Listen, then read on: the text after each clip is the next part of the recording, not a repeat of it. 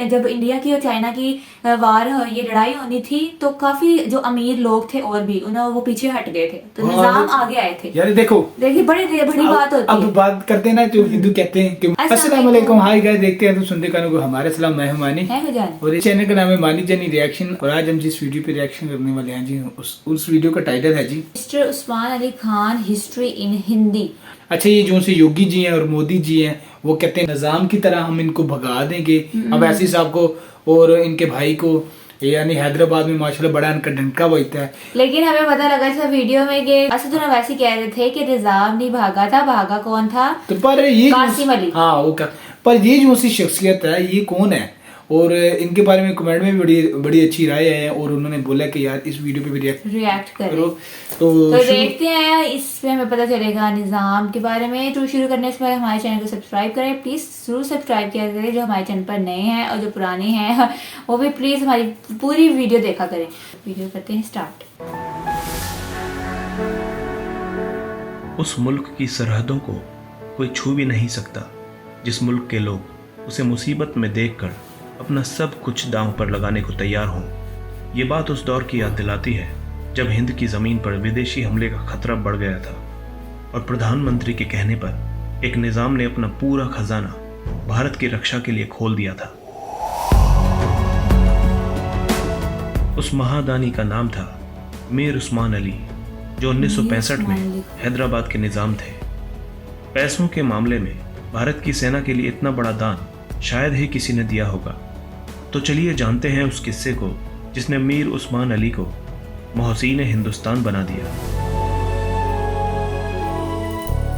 मीर उस्मान अली हैदराबाद रियासत के अंतिम निज़ाम थे।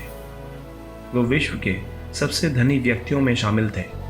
उस समय उनकी कुल संपत्ति अमेरिका की कुल अर्थव्यवस्था का 2% थी। इसी के चलते टाइम मैगजीन ने 1937 में उनकी फ़ोटो अपनी मैगजीन की कवर पेज पर लगाई। हैदराबाद के निज़ाम की संपत्ति का इसी बात से आकलन लगाया जा सकता है कि वो 5 करोड़ पाउंड की कीमत वाले शुतुरमुर्ग के अंडे के आकार जितने बड़े एक हीरे को पेपर वेट के तौर पर इस्तेमाल किया करते थे। वहीं इस पैलेस में करीब 6000 लोग काम किया करते थे, जिनमें से 38 लोग तो केवल मोमबत्ती स्टैंड की धूल ही साफ किया करते थे। इतना सब होने के बाद भी उस्मान अली बेहद साधारण किस्म का जीवन यापन करते थे। कहा तो यहाँ तक जाता है कि उन्होंने अपनी पूरी जिंदगी केवल एक ही टोपी पहनकर और एक ही पुराना कंबल ओढ़कर गुजार दी। वहीं इनकी दरियादिली भी इस साधारण जीवन से ऊपर थी। उन्होंने बनारस हिंदू विश्वविद्यालय के लिए आर्थिक मदद मांगने के तुरंत बाद बिना किसी देरी किए 1 लाख रुपए का दान दिया। 1965 में भारत पाकिस्तान से युद्ध जीत चुका था और पूरे देश में जश्न का माहौल था। भारतीय इस जीत का जश्न अभी ठीक से मना भी नहीं पाए थे कि उनके सामने दूसरा खतरा चीन के रूप में खड़ा हो गया। तिब्बत को आज़ाद कराने के लिए चीन ने भारत को दादागिरी दिखानी शुरू कर दी और युद्ध तक की धमकी दे डाली। ऐसे में भारत इस बात से चिंतित हो उठा। भारत कुछ दिन पहले ही एक भयावह युद्ध से गुजरा था। हालांकि युद्ध में हमारी जीत हुई थी, लेकिन पुनः एक और युद्ध उस पर थोपा जाना कहीं से भी उचित नहीं था। उधर चीन की सेना पूरी तरह से युद्ध के लिए तैयार थी और यहाँ सैनिकों के हाथ खाली थे। वहीं देश विभाजन का दर्द झेल रहा था और पाकिस्तान से युद्ध के चलते भारत सरकार के पास धन की कमी भी थी। ऐसे में तत्कालीन प्रधानमंत्री लाल बहादुर शास्त्री ने सेना की मदद के लिए भारतीय रक्षा कोष की स्थापना की। शास्त्री जी ने लोगों से सेना के लिए दान करने की अपील की। इस अपील ने लोगों को देश भावना से ओत-प्रोत कर दिया और वो देश सेवा के लिए टूट पड़े। आम नागरिक जितना भी हो सकता था उसे दान करने में जुट गए। जिसके पास पैसा नहीं था वो कपड़े और भोजन दान कर रहा था। यहाँ तक कि लोग रक्तदान करने तक के लिए उमड़ पड़े ताकि सैनिकों के इलाज में मदद मिल सके। लेकिन उस समय ये सब युद्ध के लिए काफ़ी नहीं था। प्रधानमंत्री लाल बहादुर शास्त्री ने रेडियो द्वारा लोगों और राज्य रजवाड़ों से देश के लिए मदद मांगी। शास्त्री जी के इस आह्वान को हैदराबाद में बैठे निज़ाम भी सुन रहे थे, लिहाजा उन्होंने इस मामले में मदद का मन बनाया और शास्त्री जी को दिल्ली से हैदराबाद आने का निमंत्रण भेज दिया। चूंकि सेना को तत्काल सहायता की ज़रूरत थी, इसलिए निमंत्रण मिलते ही बिना किसी देरी के लाल बहादुर शास्त्री हैदराबाद पहुंच गए। निज़ाम उस्मान अली ने उनका बेगमपेट एयरपोर्ट पर स्वागत किया। शास्त्री जी जानते थे कि हैदराबाद में उन्हें निराशा नहीं मिलेगी, इसलिए पीएम ने जल्द ही निज़ाम से बात की और उन्हें स्थिति के बारे में अवगत कराया। लेकिन उस्मान अली इसके लिए पहले ही तैयार थे। बिना एक सेकंड के सोचे निज़ाम मीर उस्मान अली ने अपना खजाना भारत की रक्षा के लिए खोल दिया और राष्ट्रीय रक्षा कोष के लिए 5 टन सोना देने का ऐलान कर दिया। उस्मान अली ने लोहे के बक्से एयरपोर्ट पर मंगवाए, पहले 1, फिर 2 और देखते ही देखते कई बक्से पीएम के सामने रख दिए गए। उस्मान अली मुस्कुराए और बोले कि मैं ये 5 टन सोना भारत की रक्षा के लिए दान कर रहा हूँ, इसे स्वीकार करें और निडर होकर जंग लड़ें, हम जरूर जीतेंगे। इस तरह से शास्त्री जी 5 टन सोने से भरे बक्सों को अपने साथ लेकर दिल्ली रवाना हो गए। इस घटना की जानकारी मीडिया तक पहुंची और धीरे धीरे ये खबर पूरे देश में अखबार और रेडियो के माध्यम से फैल गई। हर किसी ने मीर उस्मान अली की दरियादिली की तारीफ की, यहाँ तक कि विदेशी मीडिया ने भी इस घटना को कवर किया। 1 साल गुजर गया और देश में हालात अब पहले से बेहतर थे। हालांकि निज़ाम के लिए यह कोई बड़ी बात नहीं थी, वो वापस अपने पैलेस में वही साधारण जीवन जीने लगे। लेकिन निज़ाम तो अपने लोहे के उन बक्सों को लेकर चिंतित थे जिनमें भरकर उन्होंने भारत सरकार को सोना दिया था। लाल बहादुर शास्त्री के बेटे अनिल शास्त्री ने अपनी किताब Lal Bahadur Shastri lessons in leadership में जिक्र किया है कि उस्मान अली की तबीयत खराब होने लगी तो लाल बहादुर शास्त्री ने उन्हें फ़ोन करके हालचाल पूछा। इतने में निज़ाम ने अपने बक्सों की बात छेड़ दी और बोले कि शास्त्री जी, मैंने आपको जिन बक्सों में सोना दिया था वो मेरे पुरखों की निशानी है। यदि आपने सोना खाली कर लिया हो तो वो बक्से मुझे लौटा दीजिए। ये सुनकर शास्त्री जी हंस पड़े और बोले, मैं उन्हें आप तक ज़रूर पहुंचा दूंगा। इसके बाद भारत सरकार ने विधिवत तरीके से उनके पुश्तैनी लोहे के बक्से लौटा दिए। ये ऐतिहासिक दान देने के कुछ साल बाद 24 फरवरी 1967 को मीर उस्मान अली का देहांत हो गया और वो सदा के लिए इस धरती से विदा हो गए।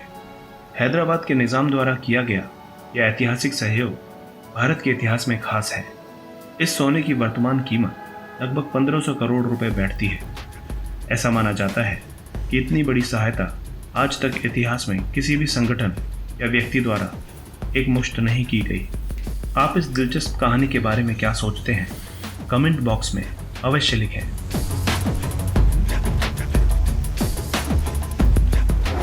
दोस्तों, अगर आप भविष्य में भी ऐसी ही इंटरेस्टिंग और इन्फॉर्मेटिव वीडियो यार क्या निज़ाम थे यार। ये है निज़ाम, ये है मीर उस्मान अली जिन्हें मेरे ख्याल निज़ाम भी कहते हैं। और ये है रियल हीरो हैदराबाद के। देखिए अपने वतन के लिए मुस्लिम मिसाइल यानी कोई जंगों का तज़किरा भी आया। फिर जाहिर सी बात है जब जंग होती है तो बड़े बड़े नुकसानात होते हैं, तो उसके बाद भी फिर जाहिर से कुछ ज़रूरत हुई तो फिर उस वक्त ये उनकी मदद ना करते तो उनके वो बड़े हालात खराब हुए थे। फिर पाकिस्तान के बाद जो से है वो चाइना ने जो से है वो जंग होगी 6-7 साल बाद। पर एक बात ये है कि 1971 का तो चलो समझ आता है, मगर 1965 का जो पाकिस्तान कहते हैं हम जीते हैं, अब इंडिया कहते हैं वो जीते हैं। वही हमने भी नहीं, अभी इधर तो यही कहते हैं 6 सितंबर ये इसकी बात है। अब ये एक और कट्टा खुला हुआ है। पर बात ये है कि देख लो यार, वो एक मुस्लिम थे, अब देखो इंसानियत के लिहाज से या उनको था यार ये मेरे देश है। और ये इंडियन जो सी इंडियन बीजेपी जो सी है सरकार, वो कहती है निजाम की तरह आपको भगा दूंगा। उन्हें हिस्ट्री का नहीं ना पता, वो भी हिस्ट्री पढ़े, जो भी है वो भी बोलते हैं हिस्ट्री के बगैर। उनका किरदार आप देखें यार, उनके देखिए अगर वो 50 टन सोना ना देता है तो कई मुश्किलात होती हैं भाई, खाने के लिहाज से, जंगी लिहाज से। कोई तब तो जाहिर सी बात है एटॉमिक पावर का नहीं सीन था, हालांकि खुद कितने रिच थे और उन्होंने और जो सी जिनसे जंगे होती हैं वो कब्जे भी कर लेती होती हैं। वो ऐसे हमने कहीं सुना था कि जब एटॉमिक पावर नहीं था कि कोई इलाके पर कब्जे भी हो जाते होते थे। तो ये देखें यार कितने अमीर थे यार, और इतने रिच थे और फिर भी उन्होंने आराम से जिंदगी गुजारी, मतलब कि एक कंबल और एक टोपी के साथ। बात ये है कि देख लें तभी तो इंडिया और वो तभी हिंदू और मुस्लिम थे ना, थे साथ। देखिए तभी उनमें कितना इत्तेफाक इत्तेहाद था, ठीक है। वो एक मुल्क के लिए थे। लाल बहादुर साहब थे वो जो उनके प्राइम मिनिस्टर थे। देख लें कि वो उधर गए हैं निजाम के पास, यानी उनको निजाम साहब ने ऑफर की तो निजाम साहब ने कहा ये ले अपना दिल खोल दिया। और वो भाई कह रहे हैं कि इस वीडियो में इतनी मदद अभी तक किसी ने नहीं की और ना कोई ऐसा आएगा दोबारा। तो लाल बहादुर के बेटे ने फिर अपने फादर की बुक बनाई लाल बहादुर के नाम से। उन्होंने बुक में ये भी लिखा हुआ है कि निज़ाम की जब तबीयत खराब हुई तो लाल बहादुर जो उनके फादर हैं उन्होंने उनका हालचाल पूछा, तो उन्होंने अपने बक्सों के मुतालिक पूछा कि वो जो मेरे पुराने बक्से हैं वो हम यानी निशानी है तो वो गिफ्ट कर दे। तो लाल बहादुर हंस पड़े तो कहे हम आपको खैर खैरियत से वो पहुंचा देंगे। देखे वो अपने माल का नहीं उन्होंने बोला, वो बोला कि जो से बक्से हैं वो मेरे पापा यानी हो गया अबाउ जदाओ की जो निशानी है। मैं दिल उनका बहुत बड़ा था, बहुत बड़ा दिल के थे। हैरानगी वाली बात जो हमें इससे पता चली है कि जो पेपर वेट के लिए वो जो हीरा यूज करते हैं वो हीरा है 1340 करोड़ का हीरा है। और ना आम यहाँ अमूमन देखा जाए ऑफिस वगैरह में या डॉक्टर्स के पास एक पत्थर पड़ा होता है वो कोई बाजार से 200-300 का आ जाता है। तो देखिए वो इतने उस टाइम पे सबसे ज्यादा अमीर वो थे। और ये पता लगा है कि उन्होंने जब इंडिया की और चाइना की वार ये लड़ाई होनी थी तो काफी जो अमीर लोग थे और भी उन्होंने वो पीछे हट गए थे, तो निजाम आगे आए थे। यार देखो देखिए बड़ी बात होती है। अब बात करते हैं ना जो हिंदू कहते हैं कि मुसलमान को लिख लो, ऐसे करते हैं। कौन थे? ये भी मुसलमान थे। देखो आपके मुल्क यानी वो ये जो से थे निजाम कह रहे थे कि वो मेरा भी मुल्क है, तो इसी तरह ये वैसी साहब अकबरुद्दीन भाई भी कहते हैं कि ये हमारा मुल्क है। आप कौन होते हैं हमें यहाँ से निकालने वाले? तो फिर वो हमारे पापा की वो स्टोरी सुनाए वैसी साहब, तो फिर आपको बहुत लगती है, मिर्ची लगती है। पापा के बारे से यार वो किस लिहाज से तुम निकाल सकते हो भाई? अरे वहाँ 600 साल पता नहीं वैसे साहब किस तरह मैं बात भी सुना था। हमने भी एक हुकूमत की यार, हमारे भी इधर अवाव जदावत है यार, हमने भी इस मुल्क के बड़ा है। तो आप इस तरह ना करें, जिन्होंने इनके साथ दुश्मनी ली है तो फिर तो जाहिर सी बात है, फिर तो मसले मसाइल होते हैं ना यार। निजाम साहब को सलाम हो यार, जब उन्हें पता लगा मेरे देश को खतरा है, ठीक है, तो फिर वो हिंदू मुसलमानी वाली कहानी कहाँ गई? ठीक है, वो देखो वो प्राइम मिनिस्टर थे लाल साहब, वो गए उनके पास लाल बहादुर साहब, वो देख लिया एयरपोर्ट पर 5 दिए उन्होंने बॉक्स जो से 5 बॉक्स दिए थे, जिसमें तो तब सोने की डिमांड ज्यादा होती थी, तब से 15 नहीं 5 टन उन्होंने सोना दिया। ये कोई छोटी बात नहीं, बहुत बड़ी बात है यार। बहुत जब सारे जो से बहुत बड़े आदमी जो से कह लो जी, जिनको बहुत इधर तो बड़े चौधरी कहते हैं जी, वो चौधरी साहब, वो फलाना साहब, तो इसी तरह पता नहीं हिंदुओं में क्या उनके वर्ड्स में कहते होंगे जी, बहुत बड़े आदमी को। वो जब पीछे हट गए और निजाम साहब ने बोला ये ले और ये ले जाएं, और हमने जोश खरोश के साथ वो जंग लड़े और हमने वो जंग जीतनी है यार। 5 टन तोला यानी अब उस टाइम 16 करोड़ यार, इतनी लागत। और अब मल्टीप्लाई दिया जाए तो कितनी यार दौलत बनेगी यार। तो ये देख लो उस निजाम ने, ये देख ले आपकी यार मदद की थी यार अपने मुल्क की, और इधर अब जो से मुसलमानों के साथ यार क्या किया जाता है यार। तो इस तरह तो नहीं ना यार किया जाना सही। वो कहते हैं कि वीर अवैसी साहब ने कहा कि भाई, अवैसी साहब ने बोला या अकबरुद्दीन साहब ने बोला कि भाई योगी जी, हाँ अवैसी साहब ने बोला योगी जी थोड़ा हिस्ट्री भी पढ़ लिया करो, कौन भागा था और कौन नहीं भागा था। तो यानी हैदराबाद की शान है भाई। और अब फिर ये हैदराबाद के ये दोनों भाई हैं जी माशाल्लाह, शेर तो फख्र है हैदराबाद पे। आज के हवाले से यही थी हमारी जानकारी निजाम के हवाले से। अगर आपके पास कोई और लिंक हो, वीडियो हो तो निजाम के मतलब हमें सेंड करें, तो हम उस पर भी रिएक्शन देंगे।